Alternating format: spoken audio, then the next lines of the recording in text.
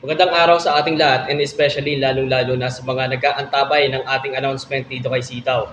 So ngayon po is wala po tayong maganda pang balita na maibabahagi ko po para sa inyong lahat. Pero ngayon is pag-aaralan po natin kung gaano nga ba katagal itong ginagawang new banking method. And especially dahil ito ay natapos na at naaprubahan na ito, bakit hindi pa rin masimulan po ito ni Sitaw itong sinasabing new banking method? At ano nga ba itong API na ito na ginamit nila sa pagsagawa nitong new banking method na sinasabi nila ni Sitaw dito sa kanilang pinopropose para maibalik yung ating mga pera na na-invest natin sa kanilang company.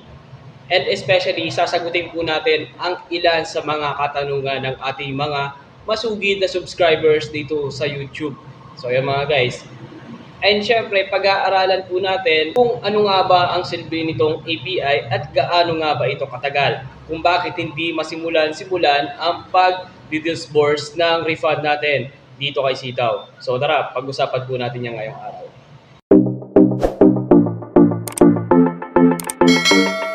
Mga recent updates and announcement ni Sitaw is natapos na po yung kanilang sinasabi na new banking method.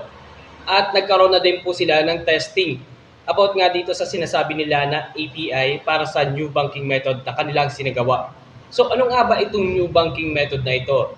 At ano nga ba itong API na itong kanilang ginamit para maisakatuparan itong kanilang ginagawang new banking method? Ang API or ang API Banking Services ay isang application programming interface to enables a third-party application to use a particular interface through which it can access a common set of tools or services. In banking, this means a bank can offer third-party access to its custom services through dedicated APIs. So yun po mga guys, bali hindi lang po kasi ito agreement between the New Sitaw Company and especially itong kanilang kinakausap na bangko sa kanilang announcement and syempre sa kanilang demo ay hindi nila pinapangalanan itong kanilang sinasabing bangko. So ano nga ba itong kanilang ginagawang or pinopropose na isang bagong project? Bakit hindi nila ito kanila bigyan tayo ng assurance o ganun na or kalinawan kung kailan nga ba talaga makakabalik yung ating mga pera. Papansin din po natin na si Sitaw po ay puro na lang din po announcement. And syempre yung kanyang announcement and memo ay hindi na rin po nagtutugma sa kanyang mga binibigay na assurance para sa ating mga investor. So ayun po. Bali po, isa po tayong investor dito kay Sitaw na nag-invest po tayo ng ating mga pera or ng ating mga kapital dito kay Sitaw. So especially, need po din natin na makabalik po yung ating mga pera dahil po nagkaroon na din po ng revocation or pinasara na po si Sitaw. Ano nga ba ang definition nitong API? Definition: API, Application Programming Interface Testing, is a type of software testing that aims to determine whether the APIs that are developed meet expectations when it comes to functionality, performance, reliability, and security for an application. Kanilang announcement noong nakaraang buwan ay natapos na po ang kanilang API testing. And especially, naipasa na po nila itong kanilang sinasabing new banking method. Pero, bakit hindi pa rin po sila nagsisimula? Kung ito po ay naaprubahan na at nagkaroon na rin po sila ng API testing or ng isang application programming interface. So siguro ito ay ginagawa na lamang ni Sitaw para mapatagal pa ang pagdi-disburse ng ating mga investment fund dito kay Sitaw. Or sabihin na lang natin sa madaling salita, ito ay ginagawa na lamang po ni Sitaw na delaying tactics para po ay mapatagal na makabalik ang ating mga pera dito kay Sitaw. Ano nga ba ang vital process ng API? API testing is a vital process that enables evaluating and validating the functionality, reliability, performance, and security of application. Programming interface, APIs. APIs are like the connectors that allows different software systems to communicate and exchange data with each other. So kung nagawa naman po itong API testing, and syempre kung naaprubahan na yung new banking method, bakit po ito si New Sitaw Corporation ay hindi pa rin po makapag-proceed sa kanilang disburse refund para makabalik ang mga pera ng ating investor And syempre, hindi na po tayo problema. At pareho din po tayo magkaroon ng isang magandang assurance na makakabalik po ang ating mga pera dito kay Sitaw. Ang tinatagal nitong API system or gaano nga ba katagal ito bago matapos. Ito po ay inaabot lamang na 14 or sabihin na natin po 15 days. So ayan po, bali mahigit na po ng 15 days. So dapat po ay nagpo-proceed na po si New Sitaw Corporation sa kanyang sinabing disburse refund at dagdag pa po dito yung kanyang sinabi na maglalabas po siya ng illustration table or yung kanyang sinasabi na bagong disbursement refund table na kung saan is doon po natin malalaman yung kanyang ilalagay na naman na mga date and syempre batches kagaya po ng kanyang inilabas nung nakaraan. At isa din po dito sa mga problema ng ating mga kapwa investor and syempre ng ating mga kapwa sellers dito kay Sitaw is yung ating mga account specialist. Simula po nang nagkaroon ng retrenchment or sabihin na natin pong nagpalitan or nagkaroon po ng transition between sa ating lumang account specialist at mga bagong account specialist is wala na pong naging update simula dito kay Sitaw. Ito po ay magiging maaari din po. Ayan po, magiging maaari na isa din itong delaying tactics na kung saan ay pinapatagal ni Sitaw ang kung ano nga ba ang assurance ang pwedeng ibigay nila sa atin at ano nga ba yung katibayan talaga na ibabalik sa atin yung pera.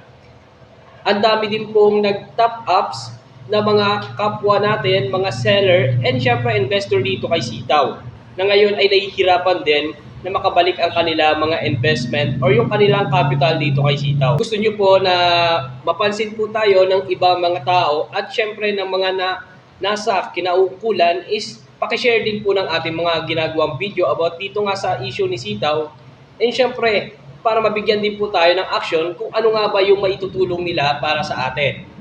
At sana is matapos din po itong ating problema kay Sitaw at makabalik din po ang lahat ng ating mga investment or nailagay nating capital dito kay Sitaw. Sa ngayon po is wala po tayong naging magandang update kasi is nahihirapan din po tayong maghanap ng mga announcement and syempre na mga memo galing dito kay Sitaw kasi simula po nitong mga nakaraang linggo is wala na pong naging update or wala naging paramdam yung Sitaw Corporation. So ngayon po is magbabasa po tayo ng ilang komento or ng ilang problema ng ating mga kapwa investor dito kay Sitaw sa ating YouTube channel. Simulan po natin sa una nating commenter. Unti-unti na po tumatakbo si Sitaw. We have to file a case as at kailangan po sama-sama tayo mag-file para mas malakas ang kaso before it's too late. So yun po. Bali, ang dami din po kasing mga group chat and syempre mga group sa Facebook na kung saan is nagtutulong-tulong na din po. Nagsasama-sama na sila para makapag-file din po ng complaint nila dito about kay Sitaw. And especially, dapat po is nakapag-save din po tayo ng mga ebidensya and syempre ng mga kanilang magiging laban natin dito kung sakaling tayo ay mag-file ng complaint or ng case dito kay Sitaw. Para sakaling hindi din po tayo masayangan din ng oras kung sakaling po tayo ang mag-file ng case or ng complaint natin para po makabalik ang ating na-invest na pera dito kay Sitaw. Another from our commenter sa YouTube, paano natin sila makasuhan? Puro mga dami account yung gamit nila as incorporator. Bale, isa din po ito sa mga problema ng ating mga kapwa investor na kung saan yung mga pumalit po sa kanila ng mga account specialist ngayon is nakalock yung profile kung hindi naman po is dummy account yung ginamit nila na account dito sa Facebook bilang ating mga account specialist. Ginagawa na lamang po ba ito ng ating mga account specialist and syempre ng Sitaw bilang isang delaying tactics na kung saan is mapatagal ang pagbabalik ng ating pera hanggang sa mag-move on na lang ang ating mga kapwa investor dito kay Sitaw at malimutan na itong issue dito kay Sitaw. Another comment natin from our YouTube channel from Sir Andres Albao. Marami pong salamat sir sa pag-update niyo po kay Sitaw. Sana mapansin ni Senator Tulfo ang problema natin kay Sitaw para makuha natin ang mga pera natin. So yun sir, maraming salamat po sa isang magandang comment niyo po para sa akin. So yun po.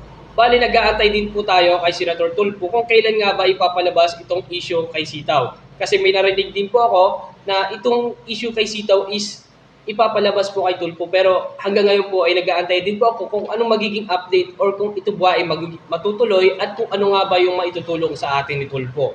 At isa din po sa pinaka-spreading din po na kung saan isang mabilisang way na pag-distribute ng ating issue ay ito pong social media.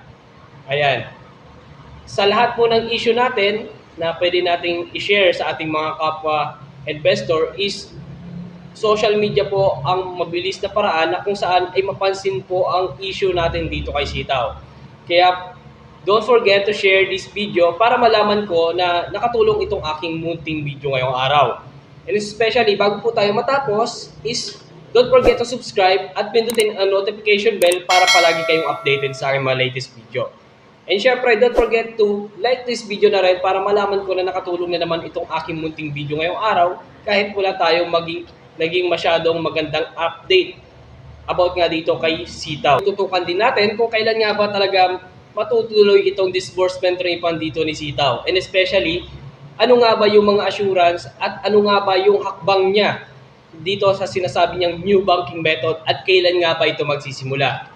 So yun mga guys, bali wag po kayong mawawalan ng pag-asa. Pagkus po na mag-antay po kayo dito sa sinasabing disbursement refund ni Sitaw at makabalik ang ating pera, isumana pa rin po tayo ng other extra income po natin na pwede natin pagkuhaan ng pangkabuhayan and syempre ng ating pera habang tayo ay nag-aantay dito na makabalik ang ating pera dito kay Sitaw mga guys. Kasi ang dami pong mga small investor din na nag-invest ng pera dito kay Sitaw na ginawa din po nila itong kabuhayan na kung saan dito na po nila kinukuha yung kanilang pang-araw-araw na gastusin sa kanilang bahay or sa kanilang pamumuhay. Pero nung simula po na nagkaroon ng revocation order ay ito din po yung naging simula ng kanilang pagkalugmok or simula ng kanilang paghirap kasi hindi na po nila makuha yung kanilang na-invest na pera dito kay Sitaw. And syempre, ang nakakalungkot po kasi is madami din po tayo mga investor na nag-top ups ng kanilang mga capital or funds dito kay Sitaw na ngayon ay umaabot po ng milyon na ngayon ay hindi na po nila makuha. Na ngayon ay hindi na rin po maibalik sa kanila na simula po nang ipinasara si Sitaw. At yun po yung isa sa mga problema ng ating mga kapwa investor and seller dito kay Sitaw na nag-top ups na umaabot po yung kanilang investment or yung kanilang capital fund dito kay Sitaw ng milyon na ngayon ay hindi na po nila alam kung paano po sa kanila ito may babalik. So yan po. Don't forget na maghanap pa rin po ng another extra income habang tayo po ay nag-aantay ng disbursement refund dito kay Sitaw at nag-aantay po tayo ng update kung kailan nga ba ibabalik ni Sitaw ang ating mga pera. Pa rin po tayong mawawalan ng pag-asa and syempre magtrabaho pa rin po tayo para sa ating ikabubuhay. Ayan po, maraming salamat po at sa susunod po nating ulit na video. Magandang araw po sa inyo lahat.